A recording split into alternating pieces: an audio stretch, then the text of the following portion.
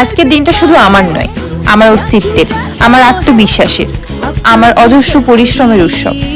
আমি আজ গ্র্যাজুয়েট হলাম। হ্যাঁ, আমি একজন স্ত্রী, একজন পুত্রবধূ, কিন্তু তার আগে আমি একজন স্বপ্ন। বিয়ের পর পড়া চালিয়ে যাওয়া খুব একটা সহজ ছিল না। সময়, দায়িত্ব, চারপাশের কথা সবই ছিল একটা চ্যালেঞ্জ। কিন্তু আমার পরিবার, বিশেষ করে আমার স্বামী ও তার মা বাবা সাপোর্ট ছাড়া এটা কখনোই সম্ভব ছিল না। কখনো কখনো ভাবতাম ছেড়ে দিই, যে এটা আমার জন্য না, এটা আমি পারবো না। আবার মন আমায় বলতো তুই পারবি। হ্যাঁ, আজ আমি পেরেছি।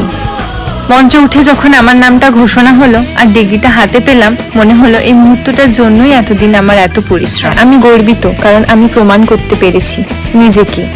বিয়ে মানে জীবনে ইতি নয়, এটা শুধু আরেকটা নতুন শুরু। স্মৃতিগুলোর পেছনে ভিড় করছে প্রথম ক্লাস, ভয় পাওয়া মুক্তা, বন্ধুদের সঙ্গে ক্যান্টিনে আড্ডা দেওয়া, সেমিস্টারের এক্সাম, টেনশন, প্রেজেন্টেশন, আর আজ আর সবকিছুর উত্তর